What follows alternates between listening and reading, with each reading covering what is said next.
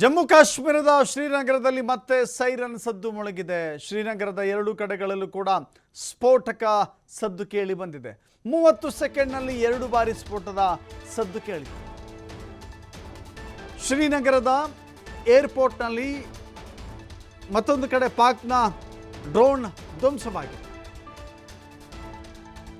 ಕೇವಲ 30 ಸೆಕೆಂಡ್ಗಳಲ್ಲಿ 2 ಬಾರಿ ಸ್ಫೋಟದ ಸದ್ದು ಜನರ ಕಿವಿಗೆ ಅಪ್ಪಳಿಸಿದೆ. ಶ್ರೀನಗರದ ಏರ್ಪೋರ್ಟ್ನಲ್ಲಿ ಪಾಕಿಸ್ತಾನದ ಡ್ರೋನ್ ಧ್ವಂಸಗೊಳಿಸಲಾಗಿದೆ. ಯುದ್ಧದ ಕಾರ್ಮೋಡ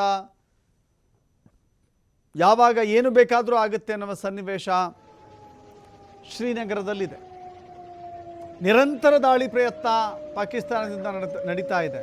ಅಷ್ಟೇ ಪ್ರಬಲವಾದಂಥ ಪ್ರತಿರೋಧ, ಅಷ್ಟೇ ಪ್ರಬಲವಾದಂಥ ಕೌಂಟರ್ ಅಟ್ಯಾಕ್ ಭಾರತದ ಕಡೆಯಿಂದಲೂ ಕೂಡ ಆಗ್ತಾ ಇದೆ. ಹೀಗಾಗಿ ಪಾಕಿಸ್ತಾನ ಎಷ್ಟು ಪ್ರಯತ್ನ ಮಾಡಿದರೂ ಕೂಡ ಅದನ್ನು ಸಫಲಗೊಳಿಸುವಲ್ಲಿ ಪಾಕಿಸ್ತಾನದ ಕೈಯಿಂದ ಆಗ್ತಾ ಇದೆ. ನೋಡಿ, ಸೈರನ್ ಸದ್ದು ನಿಮಗೆ ಕೇಳಿಸ್ತಾ ಇದೆ. ಸೈರನ್ ಸದ್ದು ಕೇಳಿದ ತಕ್ಷಣ ಸುರಕ್ಷಿತ ಸ್ಥಳಗಳಿಗೆ ತೆರಳಬೇಕು ಎನ್ನುವ ಮುನ್ಸೂಚನೆ. ಈ ಕಾರಣದಿಂದಾಗಿ ಭಾರತದ ಅನೇಕ ಕಡೆಗಳಲ್ಲಿ 244 ಪ್ರದೇಶಗಳಲ್ಲಿ ಈ ಮಾಕ್ ಡ್ರಿಲ್ ಮಾಡಲಾಯಿತು. ಯುದ್ಧ ಅಂದರೆ ಹೇಗಿರುತ್ತೆ, ಯುದ್ಧದ ಸನ್ನಿವೇಶದಲ್ಲಿ ಸೈರನ್ಗೇನು ಮಹತ್ವ, ಸೈರನ್ ಶಬ್ದ ಕೇಳಿದ ನಂತರದಲ್ಲಿ ಜನ ಏನು ಮಾಡಬೇಕು, ಲೈಟ್ ಆಫ್ ಮಾಡಬೇಕು, ಯಾವುದೇ ರೀತಿಯ ಸುಳಿವು ಅಲ್ಲಿ ಜನವಸತಿ ಪ್ರದೇಶ ಇದೆ ಅಂತ ಹೇಳಿ ಗೊತ್ತಾಗಬಾರ್ದು. ಜನ ಕೂಡ ಮನೆಯಲ್ಲಿಲ್ಲದೆ ನೋಡಿ ಲೈಟ್ ಆಫ್ ಆಗಿಬಿಡುತ್ತೆ, ತಕ್ಷಣ ಲೈಟ್ ಆಫ್ ಆಗಿಬಿಡುತ್ತೆ. ಸೈರನ್ ಸದ್ದು ಕೇಳಿದ ತಕ್ಷಣ ಅಲ್ಲೊಂದು ದಾಳಿ ನಿಶ್ಚಿತವಾಗಿ ಆಗುತ್ತೆ ಅನ್ನುವ ಸೂಚನೆ.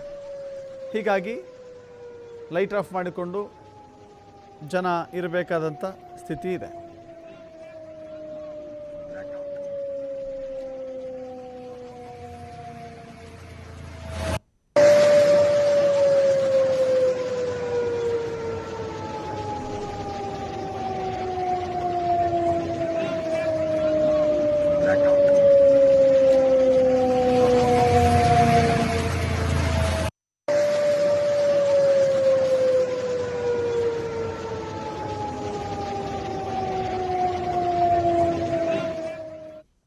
ಇದು ಪಾಕಿಸ್ತಾನದ ಯುದ್ಧದ ದಾಳಿಯ ಸಂದರ್ಭದಲ್ಲಿ ಶ್ರೀನಗರದಲ್ಲಿ ಸೈರನ್ ಮೊಳಗಿಸಲಾಗಿದೆ.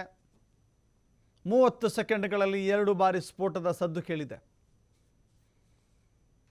ಭಾರತ ಪಾಕಿಸ್ತಾನದ ನೆಲದಲ್ಲಿ ನುಗ್ಗಿ ಸೇನಾ ನೆಲೆಗಳನ್ನು, ಉಗ್ರರ ಅಡುಗು ತಾಣಗಳನ್ನು, ಉಗ್ರರ ಮನೆಗಳನ್ನು ಧ್ವಂಸಗೊಳಿಸಿದ ಬಳಿಕ ಪಾಕಿಸ್ತಾನವು ಭಾರತದೊಳಗೆ ತನ್ನ ಯುದ್ಧದ ಫೈಟರ್ ಜೆಟ್ಗಳನ್ನು ನುಗ್ಗಿಸುವಂಥ ಪ್ರಯತ್ನ ಮಾಡ್ತಾ ಇದೆ. ಅತ್ಯಲ್ಪ ಸೇನಾ ಬಲವನ್ನು ಹೊಂದಿರುವಂಥ, ಅತ್ಯಲ್ಪ ಶಸ್ತ್ರಾಸ್ತ್ರಗಳನ್ನು ಒಳಗೊಂಡಿರುವಂಥ ಪಾಕಿಸ್ತಾನ ಎಷ್ಟೇ ಕಸರತ್ತು ಮಾಡಿದರೂ ಕೂಡ ಭಾರತವನ್ನು ಟಚ್ ಮಾಡೋಕ್ಕಾಗೋದಿಲ್ಲ, ಭಾರತವನ್ನು ಹೆದರಿಸೋಕ್ಕಾಗೋದಿಲ್ಲ. ಈ ಹಿಂದೆ 1971ರ ಯುದ್ಧದ ಸನ್ನಿವೇಶದಲ್ಲೂ ಕೂಡ ಭಾರತ ಅತ್ಯಂತ ಪ್ರಬಲವಾದ ದಾಳಿ ಮಾಡಿದಾಗ ಪಾಕಿಸ್ತಾನದಿಂದ ಬಾಂಗ್ಲಾದೇಶ ಬಿಟ್ಟು ಹೋಯಿತು, ಬಾಂಗ್ಲಾದೇಶ ಪ್ರತ್ಯೇಕ ರಾಷ್ಟ್ರವಾಯಿತು. ಈ ಸಂದರ್ಭ ಹೆಂಗಿದೆ ಅಂದರೆ, ಪಾಕಿಸ್ತಾನದ ಮೇಲೆ ದಾಳಿ ಮಾಡುವಂಥ ಸಂದರ್ಭದಲ್ಲಿ ಬಲೂಚಿಸ್ತಾನ ಪ್ರತ್ಯೇಕ ರಾಷ್ಟ್ರ ಆಗಬೇಕು ಅನ್ನುವ ನಿಟ್ಟಿನಲ್ಲಿ ಪ್ರಯತ್ನ ಮಾಡ್ತಾ ಇದೆ. ಆಂತರಿಕ ದಾಳಿ ಒಂದು ಕಡೆ, ಭಾರತದ ಭೀಕರ ದಾಳಿ ಮತ್ತೊಂದು ಕಡೆ. ಇದರ ಮಧ್ಯೆ ಇಂಥ ಸಣ್ಣ ಪುಟ್ಟ ಪ್ರಯತ್ನವನ್ನು ಮಾಡಿ ನನಗೂ ಅಲ್ಪ ಸ್ವಲ್ಪ ಶಕ್ತಿ ಇದೆ ಅಂತ ಹೇಳಿಕೊಳ್ಳುವ ಪ್ರಯತ್ನ ಮಾಡುತ್ತೆ. ಬಟ್ ಭಾರತ ಅದಕ್ಕೆ ಅಲರ್ಟ್ ಆಗಿದೆ. ಆ ಸೇನೆಯ ಜೆಟ್ ಫೈಟರ್ಗಳನ್ನು ಒಡೆದುರುಳಿಸ್ತಾ ಇದೆ.